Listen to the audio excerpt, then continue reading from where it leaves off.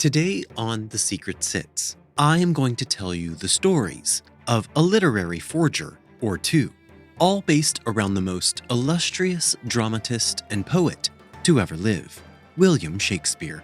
But don't worry, we are going to have some fun telling these tales.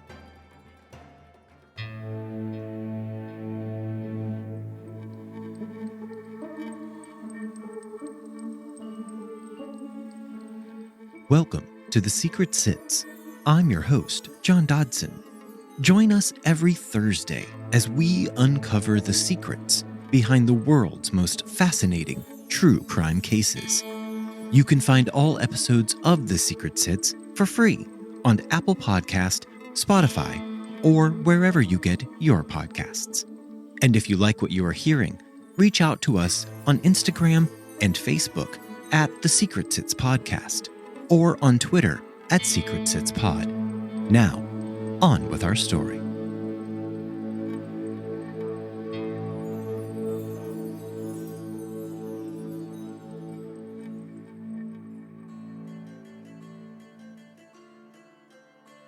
Literary crimes may not be the most popular of true crime stories. They sometimes lack the thrills and chills that accompany our favorite true crimes, capers, and conundrums. However, there have been a few of these literary crime stories that are captivating because they are the most audacious forgeries in human civilization. We covered Lee Israel's career as a literary forger during Season 1 of The Secret Sits, but one also thinks of the Hitler diaries from the 1960s, or when Clifford Irving forged the papers of Howard Hughes.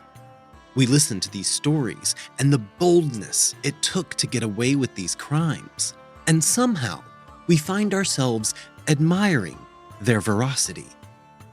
So today, I'm going to present to you some of the most outrageous and captivating forgeries in human civilization. The Shakespeare forgeries of William Henry Ireland and John Payne Collier. Both of these men produced documents which they claimed had originally been penned by the bard himself, William Shakespeare. Now, just to be clear, William Henry Ireland and John Payne Collier are certainly not the only people to attempt forgeries of one of the greatest poets ever known, but they were two of the most successful at their attempts. Forgeries of Shakespeare's works date all the way back to the 1630s, and to make their attempted forgeries seem even more credible, these people would also conjure up stories about William Shakespeare's life that were simply not true. But to make their counterfeit work true, they had to convince you that the documents they possessed somehow fit into the author's true life. I personally am a big fan of Shakespeare. While in college, I took a lot of Shakespeare classes for my major in theater. During my collegiate career, I also performed in many Shakespearean plays. My favorite role was Laertes from Hamlet. In Hamlet, Laertes is the son of Polonius and the brother of Ophelia. In the final scene, he mortally stabs Hamlet with a poison-tipped sword to avenge the deaths of his father and sister, for which he blamed Hamlet. The Laertes character is thought to have been originated by Shakespeare himself. As I sit writing this episode, I am cruising aboard the beautifully appointed MSC Divina cruise ship in the middle of the ocean. I'm sitting on my private balcony on the 12th floor. The water is the deepest ocean blue, and pure white caps form as the ship glides through the water. The only sounds are the gentle splashing sounds of the waves as they slip away from the sides of the ship, and a woman who sounds like she smokes 3 packs a day talking on a balcony a few cabins down. But either way, as I am sitting here writing you this episode, I can somehow imagine myself aboard a wooden-clad ship, sailing through the waters in the time of William Shakespeare. So first, let's talk a little about William Shakespeare, Don't worry, this will not be like English lit class in high school. I taught Intro to Shakespeare in a community college. Now, here is the briefest summation of whom William Shakespeare was that you will ever hear. Shakespeare lived from 1564 to 1616. He died at the ripe old age of 52. He was an English playwright, poet, and actor. He is generally regarded as the greatest writer in the English language, and he is also considered the world's greatest dramatist in any language. Shakespeare is often referred to as England's national poet. He is the Bard of Avon, or simply the Bard. But what is a bard, you ask? Well, a bard is simply someone who is a masterful poet. So bard is, in essence, a synonym for poet. Shakespeare's total works include 38 plays, 154 sonnets, and 3 narrative poems. Shakespeare's plays have been translated into every single language still used by humans today, and he is the most performed dramatist in the entire world. All of Shakespeare's works are in public domain, so theaters can do whatever they would like to with his work, no holds barred. Shakespeare married a woman named Anne Hathaway. We will talk more about this later. And now that we are on the same page about the dramatist we are talking about, let's now speak on the men who would attempt their fate at profiting off of this literary juggernaut. The first of these men was William Henry Ireland. He had the same first name as Shakespeare, not that that helped. William Henry Ireland was somewhat of an inconsequential adolescent. He constantly attempted to please his father, who was a man with a well-built reputation around town. We are now in the year 1795. Everything smells a little like dirt and despair, and maybe a little rose water if you're lucky. Young Mr. Ireland is now 19 years old, and still just as worthless as he had been his entire childhood. In the early spring, Samuel Ireland, who was William's father, and a collector and antiquities dealer, took his son on a trip to visit Stratford-upon-Avon, which we know was William Shakespeare's hometown. Samuel Ireland is dressed in the typical fashion of the late 18th century, including his man wig, which everyone was wearing. William wore his hair long. The style invoked the romantic poets of the time. William was slim and clearly subservient to his father. He was a shy young lad who was nothing to write home about in the looks department, if you get my drift. He was easily overlooked by anyone on the street. The middle-aged man and his son were being guided through the small hamlet by John Jordan, a local town historian who was considered an expert on all things Shakespearean in Stratford. During their scenic tour of Shakespeare's birthplace, they visited the site of the bard's birth and the location of Shakespeare's opulent house. He had built this house with a career's worth of earnings, working as England's most celebrated dramatist. The house, named New Place, had been deconstructed over 35 years ago. All that remained of a storied man's history was a stone wall and remnants of a beautiful garden. After visiting these historical treasures, they proceeded to the shop of one Mr. Sharp. Now, Mr. Sharp's deal was that he carved knickknacks out of the mulberry wood cut from a tree that once took up residence in the garden of one Mr. Shakespeare.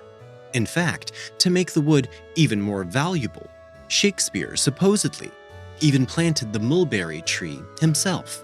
He just got right in there down in the dirt and buried some trees with the same hands that wrote Twelfth Night. So now, the wood triples in price. Samuel Ireland picked up one of the cups, first grown from the hands of Shakespeare himself, and then carved by the hands of Mr. Sharp. A fitting name for a whittler, hey? And he spun the wooden cup around in his hands, as if it were the chalice from Indiana Jones in The Last Crusade. Samuel purchased the cup and took precious care with his new treasure. After getting their jollies at Mr. Sharp's, the group headed to their final destination, a small farm cottage belonging to lifelong Stratford-upon-Avon residents, Mr. and Mrs. Williams.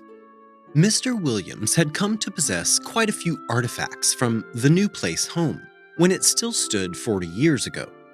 This probably gave Samuel Ireland more than goosebumps.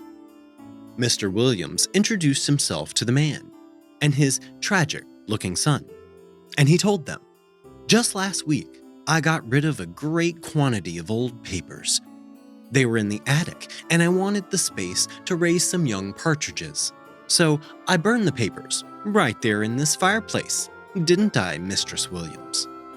"That you did, Master Williams," his wife dutifully replied. "And a great many of them had Shakespeare's name on them, didn't they, mistress?" the man croaked. "That they did, Master Williams," said the old woman. At this, Samuel Ireland, as dramatic as ever, crumpled into the nearest chair. "Good God, man! If I had only been here a week ago! This is disastrous!" And just so you know, this is not turned into a play, but you have to hear the context of this conversation. So just hold on, we're getting there. In response to Samuel's dramatics, Mr. Williams said, "Well, couldn't be helped. Needed the space, don't you know?" Samuel Ireland lifted his head, like Hugh Grant in a rom-com, and said, "Could you show me the garret?" Garret means attic for all our American listeners. "If you like," stated the old man, and Samuel Ireland, with his hideous young son in tow, followed the old farmer up the ladder to the attic. As Samuel peered into the area which used to contain a literary giant's writings, now contained a dozen partridges scurrying around pecking at the floor for food. After this disappointing end to their tour, Samuel left Stratford with his dreadful son. "I would give half my precious library for a single example of the great bard's writings. What a tragedy has occurred," Samuel said to his obnoxious son. After Samuel and William Henry had left the small farm cottage, old Mr. and Mrs. Williams, along with tour guide John Jordan, all began to cackle, almost doubled over with laughter, and Mr. Williams said, "Never ceases to amaze me, John, how these lovers of Shakespeare swallow whole the burnt papers story. Watch out for the frauds, people. They are everywhere." A few weeks after this trip, the revolting William Henry came home to his father, whom he could never please, and said he had obtained something rather special for him. He then produced a receipt, written out and signed by William Shakespeare himself. The receipt was for the repayment of a loan. Samuel almost let go all over his living room, and he grabbed the paper. The paper was very old. The ink had faded from black to brown over the passing of time. What would you expect from a document 200 years old? Samuel asked his horrid son, "Where on earth did you obtain this, my lad?" "I chanced to meet a young gentleman who told me he had a cache of documents from the Elizabethan era, and he invited me to pursue them," William told his father. Samuel asked, "And who is this young gentleman? What is his name?" But the foul boy responded with, "Aw, father, that I cannot tell you. He wished to remain anonymous." Okay, red flag number 1. But Samuel tried to work around how random this was. He wanted so badly to possess something, anything, that had been once scribed by the one and only William Shakespeare. So he asked his repulsive son, "And how came it that they gave you this precious document?" William Henry said, "He has taken a liking to me. He bade me to accept it as a gift. And father, I saw other papers in his trunk. A cursory inspection tells me that there are more papers with the name of Shakespeare upon them." Samuel was now in the throes of giddiness, and he told his son, "By all means, you must examine them. I must see them. Can you describe them?" William told his father that he could not describe the papers, but he would return to the young gentleman's home in a day or two. Samuel Ireland, who did not trust his hopeless son any further than he could throw him, had to verify the document that William had presented to him. He conferred with fellow antiquarians, that means people who study antiques, who agreed with him that he definitely had in his possession a very old piece of paper. But wait, that's not all. They also said that the writing and signature resembled some few known examples of Shakespeare's signatures. Okay, back to teacher mode. There are only 6 surviving and authenticated signatures written by William Shakespeare himself. All 6 of these signatures are contained in 4 legal documents. First, a deposition in the Bellet versus Mountjoy case, which is dated May 11th, 1612. Secondly, paperwork for the purchase of a property in Blackfriars, London, dated March 10th, 1613. And third is a signature on the mortgage of this same property, dated March 11th, 1613. And finally, Shakespeare's last will and testament. This document contains 3 of the 6 signatures, 1 for each page. And this document is dated March 25th, 1616. The interesting thing about all 6 of these signatures is that William Shakespeare himself spelled his name differently on each document, and none of the signatures are how Shakespeare's name is spelled today. Okay, now back to our story. Each week after this, the unaccomplished youth brought home a new document ascribed to William Shakespeare. The first few documents were simple, everyday items, like the receipt, followed by more unremarkable legal papers of varying degrees of interest. But then, after buttering up the old man with boring and assertedly authentic Shakespearean documents, William brought a gift to his father that made the man's toes curl. What was this item, you ask? An authentic love letter from William Shakespeare to his wife, Anne Hathaway. No, not Anne Hathaway from the movie musical Les Mis. For our American listeners, remember that Shakespeare recap at the beginning of the episode. Just like the other boring documents William Henry had produced, this one too had old paper and brown and faded ink. As an added gift with purchase, this letter also came with a locket of hair from the most famous poet in the world, William Shakespeare. If the man had not been so out of sorts at the sheer magnitude of this letter, he may have noticed that the scribe of this letter neglected to use any punctuation in the entire letter, and that some of the pages contained small singes on the side, making the paper brown. Perhaps if the antiquarian had paid more attention to the details of the letter, he would have reconsidered the paper's authenticity. By this point, Samuel's house looked like the room of an obsessed teenage girl who has built a shrine to their teenage crush, like the creepy guy in The Bodyguard who was obsessed with Whitney Houston. But Samuel's shrine was to Shakespeare. Literary experts and celebrants flocked to the house to see the newly found documents. It was so unexpected that Samuel's dolt of a son would discover such a treasure trove of historical documents. At this point, Samuel began to re-examine his perception of his dullard of a son. Maybe he wasn't rubbish. With each new document, excitement grew, and then William Henry came to his father and told him that he had the most exciting news. The young gentleman, who could not be named, had in his possession a full-length painting of Shakespeare, and that the young gentleman, whom we could refer to as George Glass, would soon give William Henry the painting. He would then pass this very authentic painting on to his father Samuel. The young gentleman, our George Glass, is now being referred to as Mr. H. The reclusive Mr. H, whose name sounds like a bad Bond villain, still wanted to remain anonymous, So William Henry told his father that he would continue to hide the man's true identity. By this point, Samuel Ireland was acting like Emperor Palpatine, and his want for more and more Shakespeareana became ferocious. Samuel asked his son about the portrait, and he asked for more and more content from the great poet. William Henry then gave his insatiable father a will, dated 1611.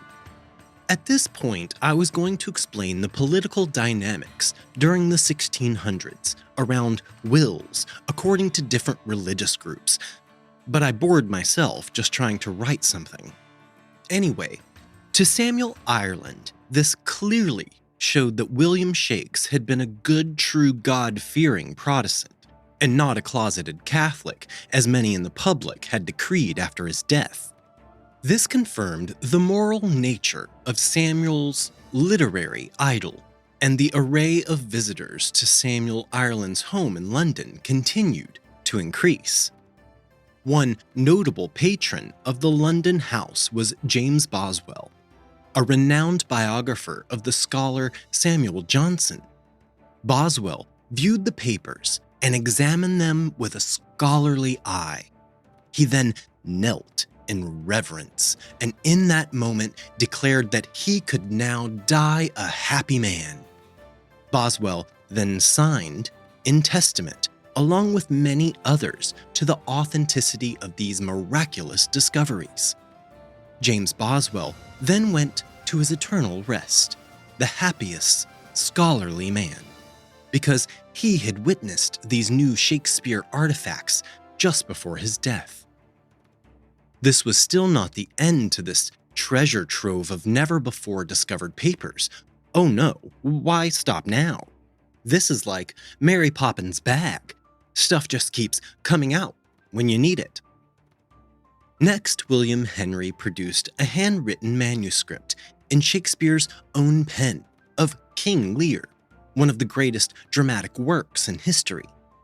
Samuel read through the script and noticed that many of the lewder scenes from the play had not been in this, the original manuscript. Samuel knew that his man-crush, Willie Shakes, had not written such crude scenes, and they must have been added later by the actors and stage managers. For those that worshipped Shakespeare, like Samuel Ireland, Shakespeare was of very high morals, and he was exceptionally pure of heart. Even with this new discovery, Samuel pressed his remarkable son to produce the full-length portrait. He needed to be able to look Shaky W in the eye while holding his original papers. In response to this request, William Henry gave his father another manuscript. But this manuscript was not one of the 38 plays attributed to the bard. It was titled Vortigern, and William Henry told his father that it was not the end. There were other unknown manuscripts of a play titled Henry VII.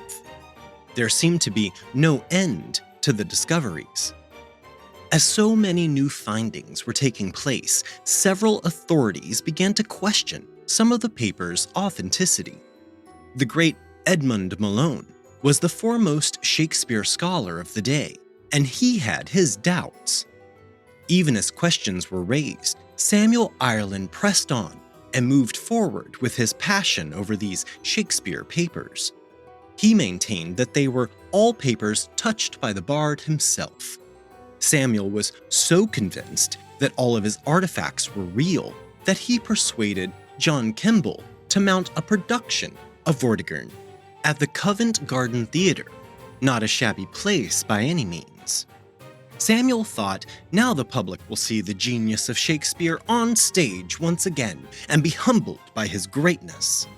As rehearsals came to an end and the troupe was set to perform the premiere performance of Vortigern, Edmund Malone published a carefully scripted paper in rejection of the authenticity of the Ireland papers. Malone wrote that they were simple forgeries. Dates and people were incorrect in some of the legal documents, Malone stated. Some of the language used in the papers simply did not exist in Shakespeare's time, along with some of the odd spellings that had appeared in some of the documents. One letter, ostensibly sent from Queen Elizabeth, not our Queen Elizabeth who just passed, she's not that old, this was Queen Elizabeth I. Anyways, the letter contained misspellings and language that no queen would use to one who was not of noble birth.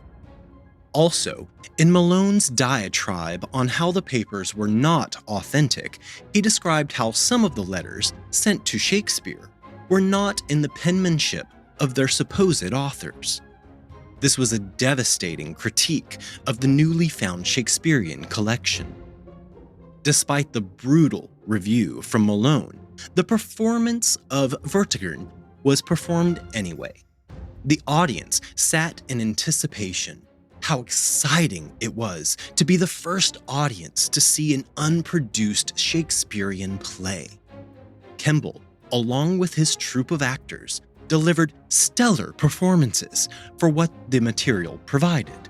But as the play began, the audience could instantly tell that this was scripted by an utterly amateur dramatist.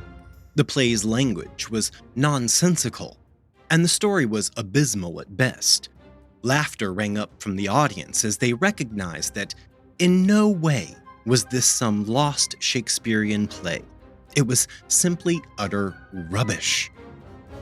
After the Malone review and the rotten performance of Vortigern, Samuel Ireland had nothing left to do but dig his heels into the sand and stand his ground. Samuel was just going to keep on keeping on. Remember, Samuel had held quite a high reputation around town, even before the newly found Shakespeare papers. So, in response to the town's criticism, Samuel wrote a letter in his defense, and in this letter, he stood by all of his new Shakespearean papers. He said that he had obtained them through his son William Henry, by way of Mr. H. Samuel went on to attack the actors in the play, particularly Kemble. He said they had ruined the production with their overacting. Despite this letter in Samuel's defense, the people of the town now saw Samuel Ireland as either a charlatan or a fool. From the initial day when William Henry brought home that receipt in Shakespeare's handwriting, until the production of the play at Covent Garden, was only a few months. In these few months, the Beatlemania-like craze for these newly discovered Shakespearean papers was like the lift chain hill on a roller coaster. And after the performance of Vortigern, that coaster topped the hill, and the enthusiasm for the new Shakespeare papers plummeted in a dramatic fashion. Only a few of Samuel's dearest friends continued to give the man a wink and a nudge that the papers were authentic. The downward hill of this roller coaster ride turned into a train wreck that people could not look away from. Perhaps in order to get to the next uphill on the roller coaster ride, William Henry began to produce even more documents, which went from the unusual to the bizarre. One letter, written by old Willie Shakes himself, described how he had been saved from drowning by a young man named William Henry Ireland. How convenient that the man who saved Shakespeare from drowning had the exact same name as our William Henry all these decades later. But wait, there's more. This letter was sent to a Mr. John Hemming. Could this be a reference to our bad Bond villain, Mr. H? Let's see. In this letter, Shakespeare says to Mr. Hemming that his savior would be the future recipients of his play manuscripts. So it turns out that our William Henry Ireland was the legal heir to the Shakespearean documents after all. Wow, it's amazing. Even the most gullible people in the town thought this story was as difficult to get down as Aunt Thelma's dry Sunday roast. The only person to believe this cock and bull story was, well, you guessed it, Samuel Ireland, who would believe anything just to be certain that his precious collection was real. As time had passed, the imprudent William Henry had told some people that he had forged the Shakespeare papers. William Henry was working as a scrivener for a lawyer. That's a person who makes hand copies before Xerox was invented. At the law office, he had access to old writing paper, dating back to the late 16th century. William Henry had procured the ink from a book restoration specialist. After William Henry ran out of the paper from his office, he bought paper from a book dealer who would allow him to cut blank pages from 16th century books. He would hold the pages up to a flame to help further age them. This produced the scorch edges, which were sometimes present on the new Shakespeare papers. William Henry went to his father and confessed to making the forgeries. But Samuel still did not want to believe that it was true. He knew that his son was too dim-witted, unimaginative, and slow to have pulled off such a scam. Whomever had written these papers had to have been brilliant, and have we mentioned that William Henry was adult? Samuel held his belief that only one as great as Shakespeare could have produced these works. William Henry had found one thing he was good at in life: forging documents that had supposedly come from notable figures. But he did not do this simply for self-gratification or to gain riches. No, William Henry set out on this new career as a master fake, only to gain the affection and acceptance from his fastidious father. William Henry thought his father should praise him for his abilities to mimic someone as esteemed as the mighty Shakespeare. But Samuel would hear none of this. If he believed what his son said, that meant his precious papers were not real, and that was more important to him than his son's truth. Samuel Ireland would die just 5 years after this entire debacle. In the end, he held on to his belief that his beloved Shakespearean papers were true and real. But he had lost his once stellar reputation, and he was completely shunned by the antiquarian and literary communities. They now believed that Samuel himself may have been the actual forger. William Henry lived on after his father's passing, and he wrote many different novels, dramatic works, and articles. William believed that because he had passed off so many documents as those of the famous bard himself, then that must mean he was, in effect, a second Shakespeare. In 1821, William Henry published Confessions, in which he detailed his massive forgery scheme, giving all of the juicy details like a good true crime novel. William Henry never did produce the full-length portrait of William Shakespeare he had been dangling in front of his father like a carrot on a stick. I guess William was not as good at painting as he was at writing really bad literary work. Now that we have unraveled the fraudulent efforts of Mr. William Henry, we are now going to all get into the hot tub time machine and move forward 20 years after William Henry published his confession, and we're going to talk about our second Shakespeare forger, John Payne Collier. But that is coming your way next week on The Secret Sits. We dance round in a ring and suppose, but the secret sits in the middle and knows. The Secret Sits podcast is researched and written by me, John Dodson. Audio engineering by Gabriel Dodson. Original logo artwork provided by Tony Lay.